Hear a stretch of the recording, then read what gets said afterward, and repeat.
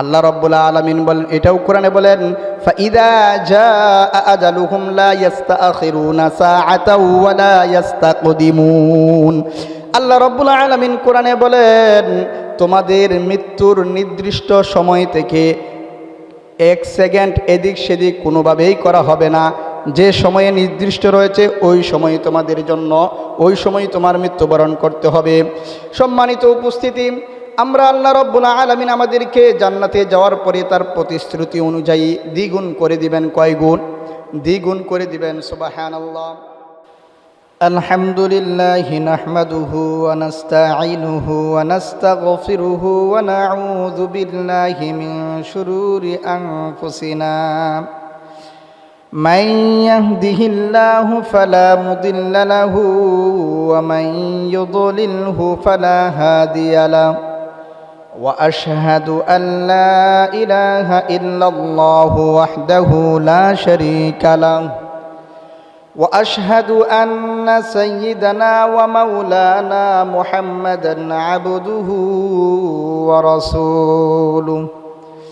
وقال الله تعالى في كلامه المجيد وفرقانه الحميد: لهم ما يشاءون فيها ولدينا مزيد.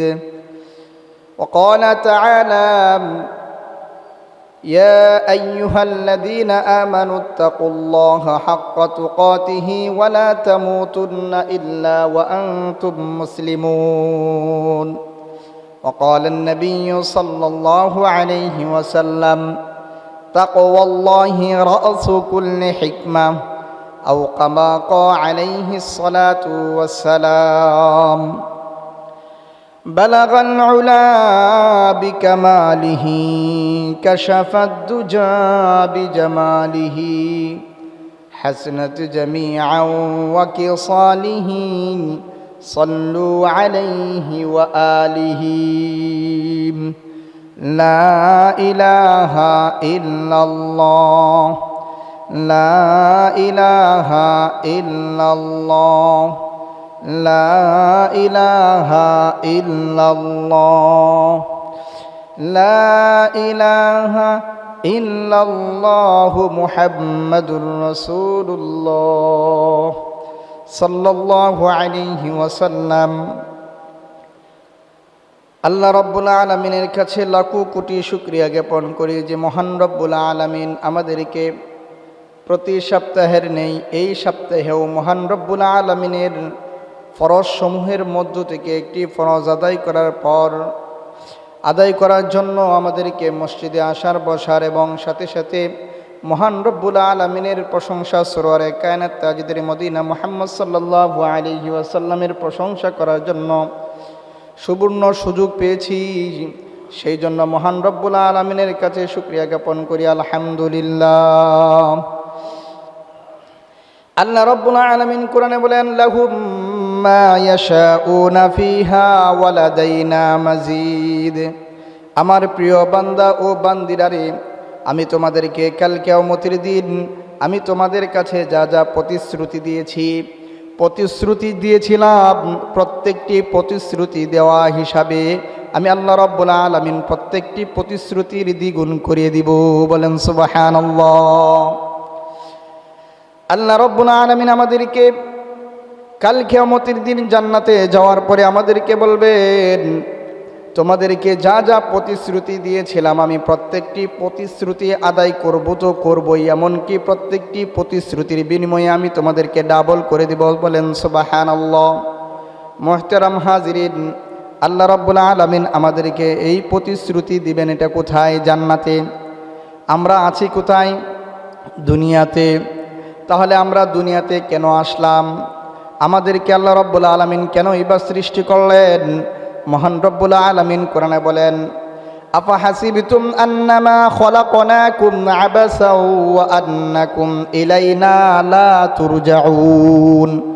ও আমার বান্দা ও বান্দিরারে, তোমরা কি মনে করেছো আমি আল্লাহ রাব্বুল আলামিন তোমাদেরকে অনর্থক সৃষ্টি করেছি, আর তোমরা কি মনে করো আমি আল্লাহ রাব্বুল আলামিনের কাছে তোমরা ফিরবা না?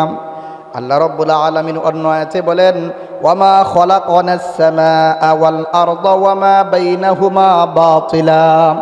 আসমান এবং জমিনের মধ্যে যা কিছু রয়েছে আমি আল্লাহ রাব্বুল আলামিন কোনোটাকে অনর্থক সৃষ্টি করি নাই, কোনোটাকে অনর্থক সৃষ্টি করি নাই। মুহতারাম হাজিরিন, তাহলে প্রশ্ন হয় আল্লাহ রাব্বুল আলামিন আমাদেরকে কেন সৃষ্টি করেছেন? আল্লাহ রাব্বুল আলামিন নিজেই বলেন, ওয়ামা খলাকতুল জিন্না ওয়াল ইনসা ইল্লা লিয়াবুদুন। আল্লাহ রাব্বুল আলামিন আমাদেরকে সৃষ্টি করেছেন, জিন জাতিকে, মানুষকে সৃষ্টি করেছেন একমাত্র আল্লাহর ইবাদতের জন্য। কিসের জন্য? আল্লাহর ইবাদতের জন্য। সম্মানিত উপস্থিতি, আমরা আল্লাহ রাব্বুল আলামিন আমাদেরকে প্রতিশ্রুতি দিয়েছিলেন, প্রত্যেকটি প্রতিশ্রুতি আল্লাহ রাব্বুল আলামিন আমাদেরকে দ্বিগুণ করে দিবেন। এটা কোথায় দিবেন? জান্নাতে আছে। কোথায়? দুনিয়াতে। প্রশ্ন ছিল, তাহলে আল্লাহ রাব্বুল আলামিন আমাদেরকে কেন দুনিয়াতে পাঠালেন? আল্লাহ রাব্বুল আলামিন নিজেই বলেন, আসমান এবং জমিনের মধ্যে যা কিছু রয়েছে আমি আল্লাহ রাব্বুল আলামিন কোনোটাকে অনর্থক সৃষ্টি করি নাই। প্রশ্ন ছিল, তাহলে কেন সৃষ্টি করেছেন? আল্লাহ নিজেই কোরআনে বলেন, আমি মানুষ এবং জিন জাতিকে সৃষ্টি করেছি আমি আল্লাহর ইবাদতের জন্য। এখন প্রশ্ন হয়, আমি আল্লাহ রাব্বুল আলামিনের ইবাদত বন্দেগী যে করব, সেটা সময়সীমা আছে কিনা? এটা কোনো সীমারেখা আছে কিনা? আল্লাহ রাব্বুল আলামিন নিজেই বলেন, ওয়া'বুদু রাব্বাকা হাত্তা ইয়াতিয়াকাল ইয়াকিন। আল্লাহ রাব্বুল আলামিন বলেন, আমি তোমাদেরকে সৃষ্টি করেছি একমাত্র আমার ইবাদতের জন্য। আল্লাহ রাব্বুল আলামিন অন্য আয়াতে বলেন, তোমরা আমার ইবাদত বন্দেগী করবা মৃত্যু নিশ্চিত হওয়া আগ পর্যন্ত। মুহতারাম হাজিরিন, তাতে বোঝা গেল কি? আমার আপনার অবশ্যই মৃত্যু অবধারিত। আল্লাহ রাব্বুল আলামিন এটাও কোরআনে বলে দিয়েছেন, কুল্লু নাফসিন যায়িকাতুল মাউত। প্রতিটি প্রাণীরই মৃত্যুর স্বাদ গ্রহণ করতে হবে। কোনো যেই ব্যক্তি দুনিয়াতে আসছে, প্রাণ নিয়ে আসা মানেই কি তার জন্য মৃত্যু অবধারিত। মুহতারাম হাজিরিন, আপনাদের মধ্য থেকে এরকম কেউ কি আছেন মৃত্যুবরণ করবেন না? এরকম কেউ কি আছেন? বলতে পারবেন? না না না, এটা বলার কোনো সুযোগ নাই। আল্লাহ রাব্বুল আলামিন বলেন, ওয়া'বুদু রাব্বাকা হাত্তা ইয়াতিয়াকাল ইয়াকিন, কুল্লু নাফসিন যায়িকাতুল মাউত। ও আমার বান্দা ও বান্দিরা রে, তোমরা প্রাণ নিয়ে আসা মানেই কি তোমাদের জন্য মৃত্যু অবধারিত। এখন প্রশ্ন হয়, আমার এত শক্তিশালী, আমি এত প্রভাবশালী, এই আমেরিকার যিনি সবচেয়ে বড় প্রভাবশালী রয়েছেন, ক্ষমতাবান রয়েছেন, উনি যদি মনে করেন মৃত্যু থেকে বাঁচার জন্য কোনো ধরনের এমন প্রক্রিয়া ব্যবহার করলো যে প্রক্রিয়ার মধ্যে মৃত্যু থেকে বাঁচার জন্য চেষ্টা করে, তাহলে সে কি পারবে কিনা? আল্লাহ রাব্বুল আলামিন এটাও কোরআনে ঘোষণা করে দেন, আইনামা তাকুনু ইউদরিকুমুল মাউত। হো আমার মোমেন, ও আমার মুসলমান, ও আমার বান্দারা, তোমরা কোথায় মৃত্যু থেকে কোথায় পলায়ন করবা? আইনামা তাকুনু ইউদরিকুমুল মাউত ওয়ালাউ কুনতুম ফি বুরুজিম মুশাইয়াদা। তোমরা যদি কাচের দ্বারা আবৃত কোনো বস্তুর মধ্যে নিয়ন্ত্রিত থাকতে চাও, তোমরা যদি কাচের দ্বারা আবৃত কোনো বস্তুর মধ্যে তোমরা যদি মৃত্যু থেকে বাঁচার চেষ্টা করো, ওইখানেও আমার মৃত্যু নামক হুকুম তোমাকে ওইখানেও গ্রেফতার করে ফেলবে। তাতে বোঝা গেল আল্লাহ রাব্বুল আলামিন এত ক্ষমতাবান, এত পরাক্রমশালী। আপনি যতই ক্ষমতাবান থাকেন না কেন, আপনি যতই যন্ত্রপাতি আবিষ্কারক হন না কেন, যে কোনোভাবেই হোক, যে কোনো মূল্যেই হোক, যেখানেই যান সেখানে আপনাকে নির্দিষ্ট সময়ের মধ্যে মৃত্যু অবশ্যই আপনাকে গ্রেফতার করে ফেলবে। এবার প্রশ্ন হয়, যদি আমার যে মৃত্যু নির্ধারিত সময় রয়েছে, ওই নির্ধারিত সময়ের মধ্য থেকে কোনো সময় 5 মিনিট, 2 মিনিট, 1 সেকেন্ড এদিক সেদিক করা যাবে কিনা? এদিক সেদিক করার কোনো উপায় আছে কিনা? আল্লাহ রাব্বুল আলামিন বলেন, এটাও কোরআনে বলেন, ফাইদা জাআ আজালুহুম লা ইস্তাখিরুনা সাআতাও ওয়া লা ইস্তাকদিমুন। আল্লাহ রাব্বুল আলামিন কোরআনে বলেন, তোমাদের মৃত্যুর নির্দিষ্ট সময় থেকে 1 সেকেন্ড এদিক সেদিক কোনোভাবেই করা হবে না। যে সময়ে নির্দিষ্ট রয়েছে ওই সময় তোমাদের জন্য, ওই সময় তোমার মৃত্যুবরণ করতে হবে। সম্মানিত উপস্থিতি, আমরা আল্লাহ রাব্বুল আলামিন আমাদেরকে জান্নাতে যাওয়ার পরে তার প্রতিশ্রুতি অনুযায়ী দ্বিগুণ করে দিবেন। কয় গুণ? দ্বিগুণ করে দিবেন। সুবহানাল্লাহ। প্রশ্ন ছিল, তাহলে আল্লাহ রাব্বুল আলামিন আমাদেরকে কেন সৃষ্টি করলেন? আল্লাহ রাব্বুল আলামিন নিজেই উত্তর দিচ্ছেন, আমি মানুষ এবং জিন জাতিকে সৃষ্টি করেছি কেবলমাত্র আমার ইবাদতের জন্য। কিসের জন্য? ইবাদতের জন্য। সেই ইবাদতটা কোনো সময়সীমা আছে কিনা? আল্লাহ রাব্বুল আলামিন এটাও বলে দিয়েছেন, মৃত্যু নিশ্চিত হওয়া আগ পর্যন্ত তোমার আমি আল্লাহর ইবাদত বন্দেগী করতে হবে। এবার আমার জন্য মৃত্যু অবধারিত হয়ে গেল। আল্লাহ রাব্বুল আলামিন এটাও কোরআনে বলেন, প্রত্যেকটা মানুষেরই মৃত্যুর স্বাদ গ্রহণ করতে হবে, মৃত্যু থেকে বাঁচার কোনো উপায় নাই। এমন যদি কোনো শক্তিশালী লোক থাকে যে নিজেকে বিরাট শক্তিশালী শক্তিবান বলে দাবি করে, তারও আল্লাহ রাব্বুল আলামিন তাকেও ঘোষণা করেন যে তুমি কোথাও পলায়ন করতে পারবা না, মৃত্যু থেকে কোথাও পলায়ন করতে পারবা না। যদিও তুমি কাচের দ্বারা আবৃত কোনো বস্তুর মধ্যে নিয়ন্ত্রিত থাকতে চাও, ওইখানেও আমার মৃত্যু তোমাকে অবশ্যই গ্রাস করে ফেলবে। মুহতারাম হাজিরিন, আল্লাহ রাব্বুল আলামিনের কোরআনের আয়াতগুলোর মধ্য থেকে আমরা বুঝতে পারলাম আপনার জন্য অবশ্যই মৃত্যু অবধারিত, মৃত্যু থেকে পলায়ন করার সুযোগ নাই। তাহলে আমাদের করণীয় কি? এই মৃত্যুর জন্য আমাদের করণীয় কি? আল্লাহ রাসূল সাল্লাল্লাহু আলাইহি ওয়াসাল্লাম বলেন, আল কাইয়িসু মান দারা নাফসাহু ওয়া আমিলা লিমা বা'দাল মাউত। ওই ব্যক্তি সবচেয়ে জ্ঞানী যে দুনিয়া থেকেই আখিরাতের কামাই করে, যে দুনিয়া থেকেই আখিরাতের পুঁজি গ্রহণ করে, যে দুনিয়া থেকেই আখিরাতের সামানা তৈরি করে, ওই ব্যক্তি হচ্ছে জ্ঞানী। মুহতারাম হাজিরিন, আমরা কাকে এই দুনিয়াতে জ্ঞানী মনে করি? আমরা মনে করি যারা ক্রিনশেপ বিভিন্ন ধরনের টাকা পয়সা উপার্জন করে, বেহালাল টাকা উপার্জন করে, তাদেরকে আমরা জ্ঞানী মনে করি। কিন্তু আপনার সুররে কায়নাত তাজেদের মদিনা মুহাম্মদ সাল্লাল্লাহু আলাইহি ওয়াসাল্লাম ঘোষণা করেন, ওই ব্যক্তি সবচেয়ে জ্ঞানী যে দুনিয়া থেকেই আখিরাতের জন্য কামাই করে। আখিরাতের জন্য যে ব্যক্তি কামাই করবে সেই হচ্ছে সবচেয়ে জ্ঞানী। মুহতারাম হাজিরিন, আমরা এখান থেকেই জানতে পারলাম, বুঝতে পারলাম এতগুলো আয়াতের মধ্য দিয়ে জান্নাত জাহান্নাম অর্থাৎ মৃত্যু আমার জন্য অবধারিত।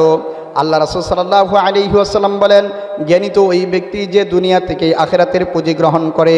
আখিরাতের পুঁজি কিভাবে আমি গ্রহণ করব? আমি আপনাদেরকে কয়েকটা বিষয়ের উপর কথা বলি, আমি শেষ করে দেব। আল্লাহ রাব্বুল আলামিন বলেন, ইয়া আইয়ুহাল্লাযীনা আমানুত্তাকুল্লাহা হাক্কা তুকাতিহি ওয়া লা তামুতুন্না ইল্লা ওয়া আনতুম মুসলিমুন।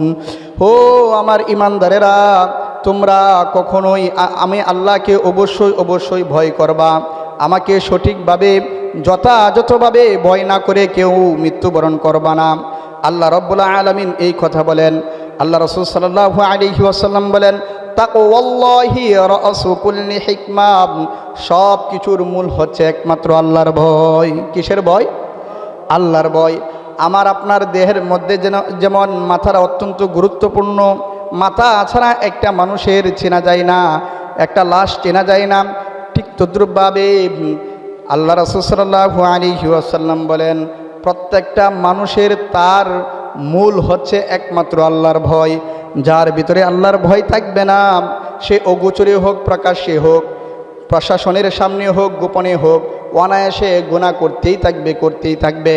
এই জন্য তো আমরা আল্লাহর ভয় না থাকার কারণে আল্লাহ তাআলা কোরআনে বলেন, লা ইয়াগতাব বা'দুকুম বা'দান আইয়ুহিব্বু আহাদুকুম আন ইয়াকুলা লাহমা আখিহি। হে আমার বান্দারা, তোমরা পরস্পরে গীবত করিও না। কি করিও না? গীবত করিও না। আইয়ুহিব্বু আহাদুকুম, তোমাদের মধ্য থেকে কেউ কি পছন্দ করো আইয়াকুলা লাহমা আখি, নিজের ভাইয়ের গোশত খেতে? অর্থাৎ কাল কিয়ামতের দিন যেই ব্যক্তি গীবত করবে, কাল কিয়ামতের দিন তাকে নিজের ভাইয়ের গোশত ছিঁড়ে খাওয়ার জন্য হুকুম করা হবে। নাউযুবিল্লাহ। এই জন্য আমাদের পরিহার করতে হবে। যদি আমরা দুনিয়া থেকে আখিরাতের পুঁজি করতে চাই, কামাই করতে চাই, যদি আমরা কাল কিয়ামতের দিন আল্লাহর দেওয়া প্রতিশ্রুতি প্রত্যেকটি দ্বিগুণ অনুযায়ী যদি আমরা পেতে চাই, তাহলে এই গীবত নামক ভয়ানক গুনাহ থেকে আমাদেরকে বাঁচতে হবে। কি করতে হবে? বাঁচতে হবে। গীবত কাকে বলে? গীবত বলা হয় এমন একটি ভয়ানক গুনাহকে যার বিরুদ্ধে এমন কিছু দুশ্চর্চা করা যা ওই ব্যক্তি শুনলে অনেক কষ্ট পাবে, তাকেই বলা হয় গীবত।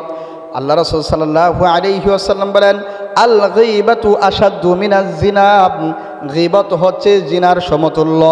সম্মানিত উপস্থিতি, আমরা আজকেই এখানে অধাবদ্ধ হব, কখনো গীবত করব না। করব না তো ইনশাআল্লাহ? গীবত করব না।